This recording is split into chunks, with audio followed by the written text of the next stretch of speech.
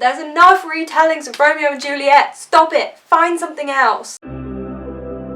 Hey guys, welcome back to A Page in the Chapter, or welcome if you are new here. My name is Paige. I like to read a lot of books and then I like to chat about them here on this platform with you guys. Although, do I really read anymore?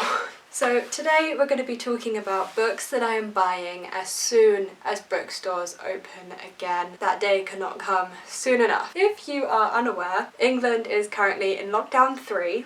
We're getting towards the end of it now, thank God. There's been a roadmap. We know when it's ending, and so we kind of know when stuff is going to be opening up again. So I have put together a list of books that I am immediately going to rush out and buy. And I know that I could just order these on the internet and have them now, but it's not the same.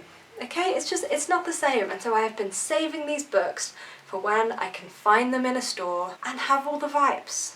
Just all the vibes. If you like the sound of this video and you've enjoyed what you've seen so far, then why not hit that big red subscribe button down below and check out some of my other videos. There is no shortage of bookish content on this channel. Even though I feel like I barely read anymore, I still have plenty to say about the books that I have read, so why not stick around and see what all that's about. And now we can get on into the books that I am most excited to buy when lockdown lifts. The very first book that I am buying, I know I should have pre-ordered and I have seen everyone on Twitter get it already. I bought the first book in a store and now I want to wait for the second book, but I'm also scared that I won't get the same edition if I wait to get it in store, but I'm assuming they would have shipped the books out to stores. I don't know, but this book is Chain of Iron by Cassandra Clare.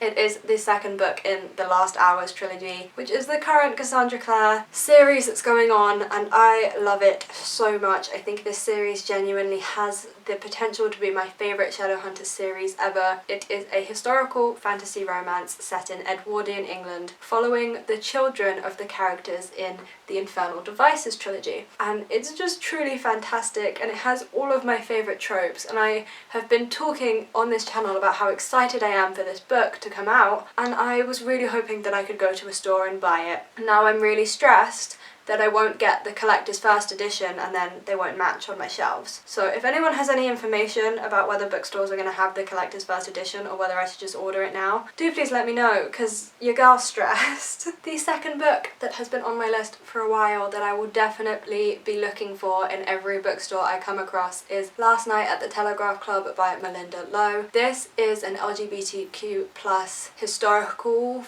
contemporary, that doesn't make sense, about our main character who finds herself in a lesbian bar called the Telegraph Club. It's set in 1950s America during the Red Scare, and one of our main characters is Chinese American, so it's about her facing prejudice for her sexuality and her heritage, and I just think it's going to be a really powerful and amazing book, and I really cannot wait to get my hands on it. I can't imagine it's a book that any bookstores would sell. I imagine I would have to get it online, but we're gonna look for it anyway. This next book everyone is talking about, everyone has read, and I have not yet. And I didn't really have any intentions of reading it, but everyone's talking about it so much that now I have to get it, and I know bookstores will sell this one. And this is These Violent Delights by Chloe Gong. This is a Romeo and Juliet retelling, which is why I didn't want to read it. But there's enough retellings of Romeo and Juliet. Stop it. Find something else. But everyone's talking about how good this is, and I must say it does sound really interesting. So this is a fantasy Romeo and Juliet retelling set in Shanghai, involving demons and criminal gangs, which is everything that I want in a book. It sounds perfect for me.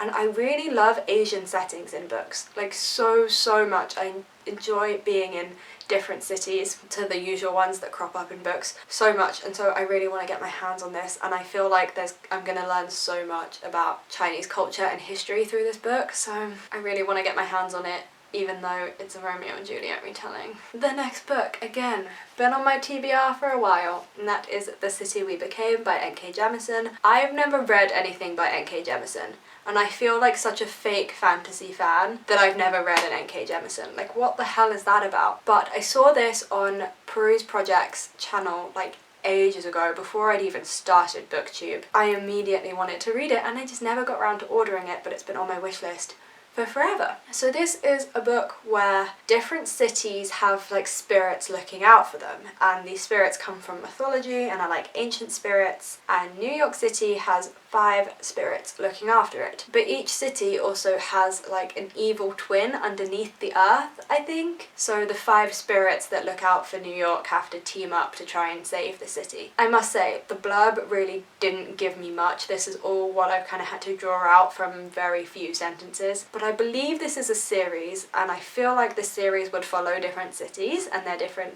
spirits. Everyone that I've seen who has read this has really enjoyed it, and I would like to read N.K. Jemisin, and this just feels like a fantasy like no other. It seems like a good place to start with N.K. Jemisin. And then another fantasy series that I would love to start is City of Stairs by Robert Jackson Bennett. Again, Robert Jackson Bennett is another author that I have seen Reagan from Peruse Project talk about endlessly, and she always gives such good fantasy recommendations, so I've got to check this out. And this is just another book where the blurb really gave me nothing. So I believe this is about a society that used to believe in gods, and there were these stairs in the kingdom that would lead to the gods or would lead to like prayer places. I don't really know. The practicing of this religion was outlawed, and now these stairs in the city just lead nowhere, and there are people disappearing and people dying. And so this book takes place centered around a murder mystery, I believe. I believe someone dies and then they're trying to figure out who killed this person or how this person died, and it unfolds into a big dystopian fantasy type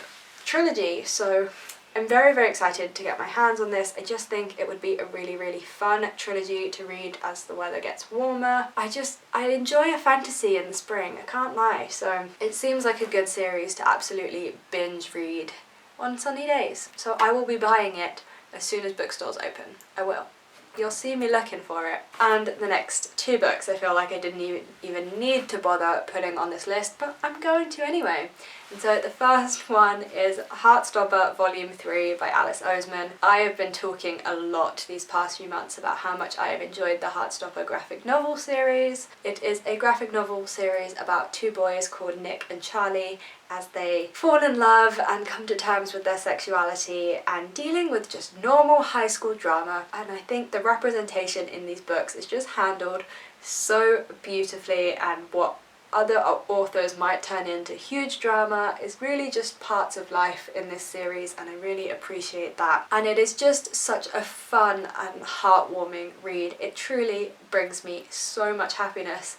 So I would like to read Volume 3, and then I don't remember when Volume 4 comes out, but if Volume 4 is out by the time bookstores open again, I will also be picking up Volume 4. That's like £20 like straight away gone as soon as I walk into the bookstore, but I need to catch up so then I can read like the spin-off book. I want all of the Nick and Charlie content that there is. I need it all. And the final book is Second Chance Summer by Morgan Matson. It is a bit of a tradition for me to buy myself a Morgan Matson book every summer and read it over the summer. Second Chance Summer is the last Morgan Matson book that I have to read, except for the new one that she has coming out, but I'm not entirely sure when that comes out, so I might be waiting until next year to buy the new Morgan Matson book. So this summer's read is going to be Second Chance Summer.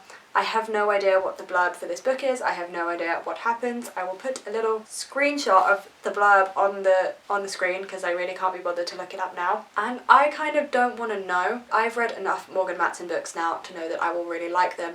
I can guarantee that this book will have some form of teenage self-discovery, some family/friendship elements done beautifully, which is what I love about Morgan Matson's writing. A love interest and a romance, and just fun shenanigans that will genuinely bring a real smile to my face. And that's all I need to know. I will be having a great summer by the sounds of it.